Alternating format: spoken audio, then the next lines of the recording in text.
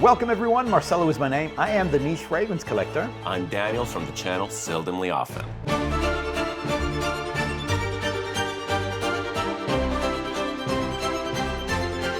So if you've missed the last conversation that we had, was all things NAXOS, fragrance that we were just like gushing with praises, both Daniel and I. Love it, I love it, I love it. If you love something, you love something. I mean, we, off camera, we made the comment that were we giving it too much love? Daniel, were we giving NAXOS too much love? Yeah, I mean, you know what? It's a really likable fragrance. I really can't fault it. It's just so likable.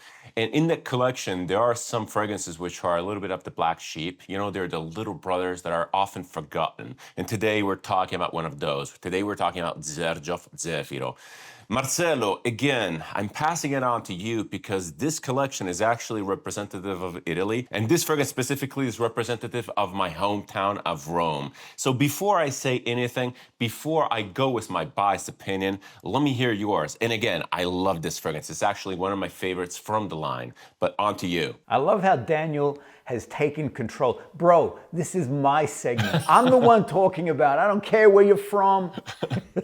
The reality is that it's interesting. Okay, so Daniel off camera, as we were prepping for these two episodes, I actually said, I want to do Zefiro. It's the most misunderstood in the collection. And Dan instantly said, you know, it's my favorite. It's, you know, it really resonates with him because of, as he just mentioned, he's from Rome, et cetera, et cetera. But you know what, Dan, this is my segment. I'm going to pass it to you first. Why do you like it? Okay, interesting. So I like it. I have zero connection with the scent regarding Rome specifically. Or rather, I respect the vision of the brand, right? So I understand that this is supposed to mean a connection to the incense of the Roman churches. I respect the fact that this is kind of like evocative of the vineyards outside of Rome, but I don't see that. To me, this is just a beautiful, very creative, very accessible incense scent. And given the fact that incense is my favorite note ever, I really want more people to enjoy the note, and this one here is the perfect entry point. It's not too churchy, it's not too dark, it's very fresh, very, very creative. As I said before, creative is the adjective that I would associate to Zefiro. The reason why I was drawn to this originally is I fell in love with NAXOS first. I mean, just bum off the gate. Then I quickly realized that there was 3 in the collection. I next explored Renaissance, and I'm like, oh my gosh, this is just like blows my brain how beautiful this thing is. Believe it or not, in Australia, we didn't have Zefiro. And I was looking everywhere for this particular fragrance. I had to actually get it from overseas. And when I first sprayed it, I realized why it was not so easily accessible, no easily found. I find that incense can be a very polarizing note. Again, similar to what Daniel said, the incense note here is beautifully tempered. So it is an incense fragrance. You're not walking away from that. But what you are getting is a glorious evolution and a very soft and sweet-like incense from the actual fragrance itself. The funny thing is, you're saying, Dan, it doesn't make you think of church. For me, I feel like I'm walking into multiple churches within Rome. And whenever I visit, I love seeing churches all around the place, but in particular, there's a beautiful little church in Trastevere. And this fragrance brings me into this place. It brings me into the pews, it brings me into the wood, it brings me into the altar and the art that's in these places. So for me, this is a very reverential fragrance that embodies Rome. Beautiful. Actually, I'm connecting a lot to the name of the fragrance, Zefiro. So it's a wind. It's a specific wind around the city.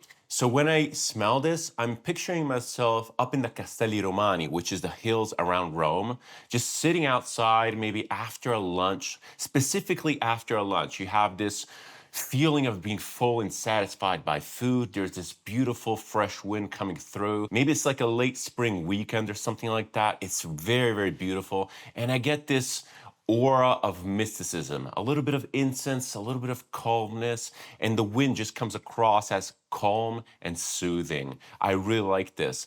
And I said that it's not necessarily churchy because a lot of the incenses out there are very dark, and people associate dark incense to churchiness, like very, very dark and very smoky. This one here is much more airy, it's much more bright and effervescent. I'm in the dry down here, and I'll talk about the dry down in just a second, but I want to share the opening of the fragrance, because it was the opening, and there it is, that has this beautiful, alluring nature. Yeah, I'll spray it on too. Leads into what you've been saying, Dan, about this air, this breeziness, this wind that comes through. The incense is present, but it's so pulled back because of these opening notes. It does feel like a breeze, like a wind coming through. Slightly effervescent, slightly citric resinous aspect, which is incredibly unique, and it comes across as really, really fresh. I really want to underline how fresh this is and how wearable it is, even in the deepest of summer.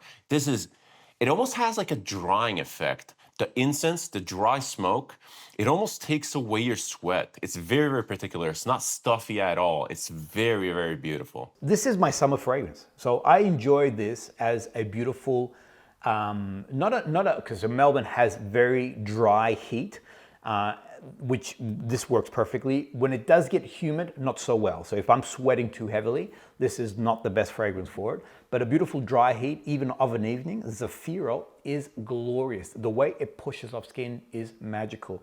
One thing that I've discovered, if you're not an incense person, I still recommend it to you. The difference is this: spray it and leave it alone. Sometimes we get tempted to, bury our nose in a fragrance, something like a NAXOS, which is on this arm here. You can bury your nose in it and you're instantly soothed and calmed by it up close. Whereas Zefiro, it actually is, it's better diffused in the air. The sillage that you produce from this fragrance is spectacular. And it has also a ton of sillage, actually. And just in general, performance on this is massive. On point. It has a beautiful aura around you. It's very easy to detect, but it's not invasive. And it has incredible longevity, especially given how fresh it is. It's really remarkable. I like this a lot. Would you say that this is more summer or winter? Because I don't picture this as a winter scent at all. I really can't detach from that image that I was talking about before. That late spring lunch outdoors with the sun shining and you're under this, maybe under this umbrella or something, this shade. It's beautiful and I really can't detach from that. So I tend to wear this mostly in the spring, in the summer, in the evenings. In the winter, this would probably come across as a little bit too bitter, too sharp, because incense can have this pungency to it. Like, what would you say about that? Yeah, I totally. So for me, it is a summer fragrance. So this is a mistake I think some people make. They look at an incense and they think that it's more of a winter style fragrance note. I invite you, wear a nice dry incense like Zefiro, and there's plenty others. As your body heats up, as there's heat in the air, it diffuses so wonderfully. So a beautiful incense fragrance in summertime is glorious. And again, you create great presence around you. Would you think that this is more masculine leaning or more like unisex? I feel like this is pretty abstract. It has a little bit of a masculine sort of like connotation because it comes across as dry and a little bit herbaceous. But I would think that it's fairly unisex in terms of like imagery. It's very, very abstract, as I said before.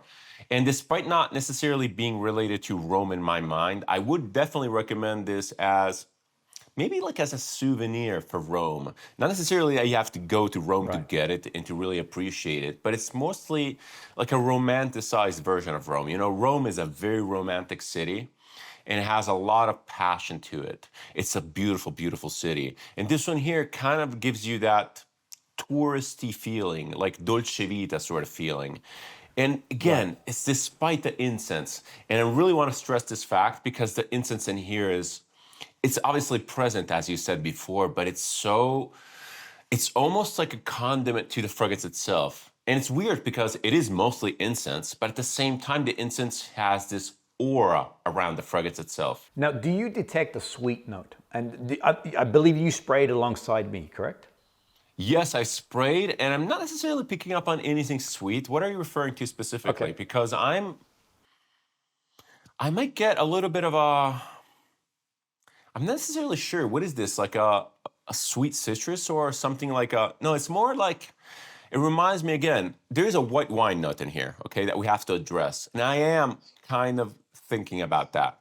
So maybe it's a little bit of the sweetness of the white wine, some sort of a champagne or like a spumante or something like that. You get that in the opening. So if you allow yourself to dry down probably another 30 or 40 minutes, there is a sweet note that is playing through there. And for me, it's a very dense honey. It's a very dense honey-like note. You don't pick that up? Not really, no. Or not so much that you're not picking it up, but is that something that you can sort of feel is coming through in the fragrance? Maybe not the smell per se, not the smell of honey. I feel that it's being drowned sort of in the dryness, because this comes across as, to me, as like, this is like the representation of dry wine. And again, it's not necessarily the winey smell. It's mostly about the very, almost like mouth-numbing dryness, you know? So the honeyness to me is much more sweet in a syrupy way, and this does not come across as syrupy whatsoever. I kind of understand what you're saying. It has a little bit of a natural sweetness, but it's more maybe like a woodiness or something like that, like a sweet woodiness. Right. I don't pick up on any honey because I have other very honey-forward fragrances, and there's no connection to those. But if I really zoom in, maybe if I squint, maybe there's that sort of like the tannins, you know, like the wood tannins that come across as slightly sweet. Maybe it's that. All right, so I'm going to do this. This is complete improv right now. I'm going to walk off camera, and I'm going to come right back because I got to show you this. And maybe this is either inception or it's actually a real thing. So I don't know if you know, I'm a beekeeper. I cultivate my own honey. And this is my glorious honey here. Side note, everybody, if you want to have a good honey that hasn't been tempered with and therefore has all the enzymes and the vitamins that you need, if you leave it and it crystallizes, you know that this hasn't been heat treated. The heat kills all that goodness, but it makes it look beautiful and golden and oozy. So this is my honey. And I think what you said before, the woody tannins, the wood-like quality, because the one thing about natural raw honey is that it's more than just that sweet sucrose element to it. It is multifaceted. There is an animalic nature to natural raw honey. And there's also the wax from the actual bees. There's also the wood. So when you open up a beehive, you are getting the frames, which are wooden frames. You're getting all these scent profiles all coming through. Now, what I get, and I don't know whether it's inception or whether it's a genuine thing, I get a sweet, deep, ambery, resinous, honey-like quality to the fragrance. I know that there is a thing called honey of the gods, and that's how it's listed as its closing note or its base notes.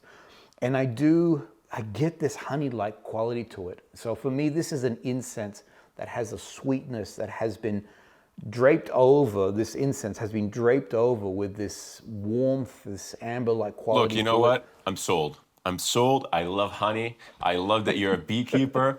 And I'm actually not sold on the honey note per se, but what you said about the fine nuances. Honey is, you gotta have high quality honey, you know? If you have the honey in the teddy bear, that's like one note, that is cloying. True honey is everything but cloying. It's fine nuance. And this one here has that fine nuance sweetness, which is not necessarily up in front. It just comes out every now and then. You can pick it up on, again, has this a little bit of woodiness, a little bit of floral sweetness. It feels very, very delicate. It's not in your face whatsoever. But this is not something that I would call a sweet fragrance. It has nuance, yes, but it's not necessarily something I would call a sweet fragrance. At the end of the day, it's an incense fragrance. And for me, an incense fragrance needs to have those level of dryness, that smoky element. It does, again, for me, I do need to think of a church. I do need to feel that there is some form of reverential nature. It is an incense fragrance. Incense was always used as a note for worship. So this is what I get from this fragrance here. This is all those pieces that come through. I love it. All right, so my say here, and obviously you have the final say today, is that the incense in here is not necessarily churchy, but it comes across as sacred. like a sacred moment, like a moment of contemplation. I really like that. And I really like the feeling of being lifted up, being carried away by this beautiful wind that is soothing. And I think that this is a really great creative fragrance by Xerjoff. This is my favorite from the line of the 1861. It's probably one of my favorite Xerjoff fragrances ever, just because it's so unique. And this, till this day, despite me having a ton of incense fragrances, is still one of my references when it comes to just likable, approachable incense. If you're a fan of the note, or if you've been curious about the note, give Zefiro a try because it's a must-have in my opinion. I'm gonna add the last points to that. So I love everything that you had to say there, Dan. So the way that I see things and the way that I have noted how Sergio Momo creates, yes, he, at the end of the day, he's a businessman. He knows what he's doing when it comes to bringing collections together because it invites us to be part of that. But there is a rhythm to these three here. So if you only own Naxos and Renaissance, both are glorious, I do recommend you get Zefiro. Put aside your fear of incense and wear it. If you love incense, easy. Wear it, you'll enjoy it, even up close. For me, I'd love to breathe this in. If you're not an incense person, you still need Zefiro to complete that storyline that's happening here, and you'll find that Zefiro just radiates glory all around you, the incense, the sweet notes. So it's not that ecclesiastical version of incense. There is a whole new nuance to it, and I do love what Dan said, that it is this wind that is coming through, this breath, this air from Rome, the eternal city, a glorious place. And if you haven't visited, then the next best thing is to own Zefiro and enjoy it that way. Fantastic. You topped it off magnificently. Thank you, Marcelo. Can't wait to be in a new episode. We have a lot more fragrances to share, guys. Thank you, Dan. And I'm going to be in Italy. Maybe I'll bring a jar of honey just for you. Please. I love honey. It's amazing. Thanks, everyone. We'll see you guys all on the next episode.